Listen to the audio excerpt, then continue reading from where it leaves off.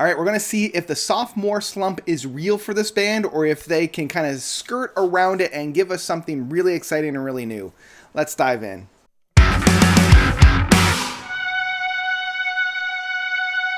Waving at the Sky by AVKRVST, and I believe that's how you pronounce that. This is their second studio album. They are a progressive metal band from Norway.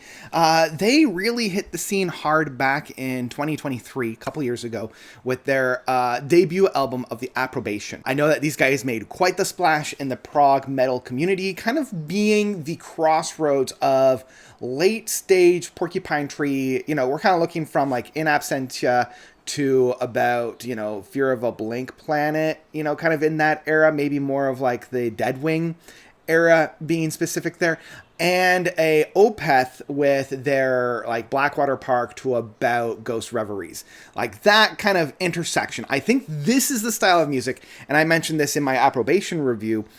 This is what we were hoping Storm Corrosion would be. This kind of proves why I'm so glad Storm Corrosion is what it is rather than what this is. And I know that's a really bad slight against the AVKRVST band here, but it's just, this is the, how do I even start to talk about this? Okay, I'm going to start right off the bat by saying I like this one more than their debut. And I think part of that is that I'm more used to their sounds. I'm more used to what it is that they're trying to do. They are just trying to be that crossroads between Porcupine Tree and Opeth with a little bit of spice thrown in to make them a little bit different than those two bands. It's basically the equivalent of, here's my homework to copy off of it, but change it just enough so that we don't get caught. This is something that's been going on for the prog community for quite a while. Like, it's one of the inherited traits of the prog community is that we're always looking back to the 70s, and in this case, we're looking back to the 2010s to make our starting point, you know, and it's how much you change, how much you innovate, how much you bring your own personality to the table is how much credence or how much excitement I'm going to get over your band. And when very little has been changed, I'm not going to get all that excited. I will get excited if the music is fantastic or if there's some really tasty juice in there. And I just feel like with AVKRVST, maybe the juice isn't quite worth the squeeze. Now, that being said, I still think that this album is much better than their debut. I think that they are starting to stand a little bit more on their own 2 feet. I love the musicianship that's found on here. Like, the boys know how to construct a brilliant track. And that's one of the things that I can't knock against these guys. Like, they are talented musicians. They know how to construct a track. They know how to make a really intricate compositions within the music. You know, it's very dense. It's very tangible. It's metal while also being rock, while also being jazzy. And that is what I love about this more modern style of progressive rock. And I just... Again, the big thing is, like, I want to see and hear your own identities. You know, I know that Michael Eckefelt and I know that Steven Wilson are the maestros of the modern prog wave, but I want to hear what you guys do. You know, I don't want you to be the next Steven Wilson. I don't want you to be the next Michael Eckefelt. I want you to be the first you. And I feel like that is what I'm screaming to these bands every time I listen to one of these types of albums. Now, again, as I mentioned, I like this one more than I like their first album because I think they are starting to develop that essence. I think they are starting to develop their own style and their own flavor and flair.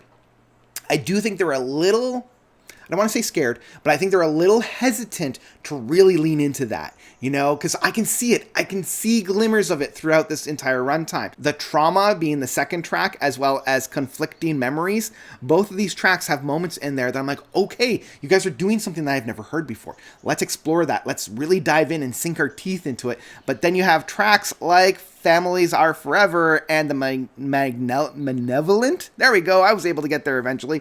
Then I'm like, okay, this is just a Porcupine Tree song. Or okay, this is just an Opeth song. You know, and even though the Malevolent features Ross Jennings from Haken. I mean, my boy is everywhere. He's basically the Venom now of the progressive rock landscape. You know, wait a couple of years and he will show up in whatever project you're doing. Like, I keep having to remind myself, if I had never listened to Opeth or Porcupine Tree and I just came into this album blind, I would consider this to be a modern masterpiece. I really would. You know, it's got so many flavors of music that I absolutely love. It's got the dripping darkness of the mellotrons. It's got the commanding chug of some really meaty guitars.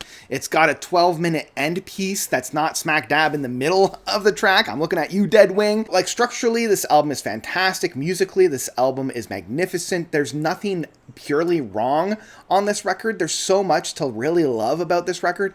It's just that flavor, that recognition that I'm like, this has all been done before, that really prevents me from really loving this album. And again, I think I would get over that if they had moments of true brilliance, if they had moments that would remain in my head that wasn't just, oh, I remember when Opeth was doing something similar. Oh, I remember when Porcupine Tree was doing something similar. I really hope and I really wish that for the third album from Archrist, they really command their own presence. You know, they're not just standing on the shoulders of giants. They are leaping off of those giants to become their own presence and their own giant. You know, let this band be the band that inspires other artists to go and do their thing. Because at the moment, anybody that's listening to this will just be like, okay, well, I'll just go back and listen to Opeth and Porcupine Tree. Okay, I've really beaten a dead horse within that. So, yeah. In the end, this is such a strange beast to try to sum up. If you've never listened to Opeth and you've never listened to Porcupine Tree and you love this style of heavy progressive rock music, you are going to absolutely flip your lid for this one. This is an absolute must. But if you're like me and you are very well versed in the works of Opeth and of Porcupine Tree, this one might be a little tedious. This one might be, and again, it depends on your mileage. You know, some people that doesn't matter to them. Some people, and I've had a lot of people say, well, there's no such thing as an original idea anymore, so it's just a rehash of whatever's going on. I'm like, no, that's verifiably false. That is verifiably false. There are original thoughts. There are original ideas. I mean, yes, everything, there's no such thing as an island. People are being influenced by other people, but you can have some truly creative and original expressions. So, yeah, I always shrug that off immediately, being like, wow, there's somebody that doesn't know what they're talking about almost immediately, right? I'm making a lot of enemies today, apparently. So, yeah. This is, as I keep coming back to, this is such a hard thing to really kind of rate, because on the surface, the music itself is fantastic. You know, I'm not going to discredit that. As I mentioned before, the boys are playing at the top of their game. You know that these guys are passionate. They're talented. They've got the juice. I just wish that they wrote something that was a little bit more original. So I think wrapping this all up, I will say, Waving at the Sky by Archrist is an album that I would absolutely download. If you're a fan of the first one, you're going to love the second album. If you thought that the first one played a little too close to the sources, I think you're going to enjoy this one a little bit more, as I did, because, again, I'm starting to see their own identity on this record.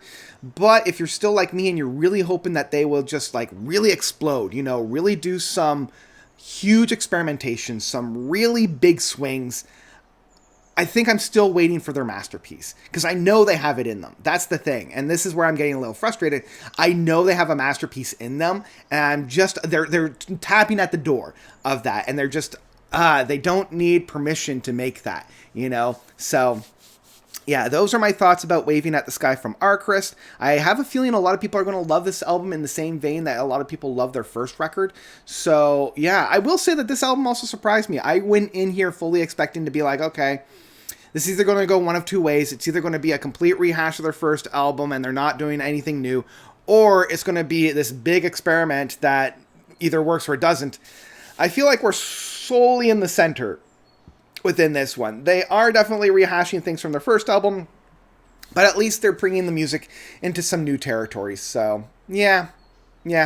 I do fully recognize that this album review is a little bit of a mess, but that's what you get when you come to me. So, yeah, that's my thoughts of Waving at the Sky from Archrist. What did you guys think about this record? Did you love it? Did you hate it? Whatever you thought, please let me know by commenting down below. What do you guys think about this record? It's either dropping in hours or it's already out.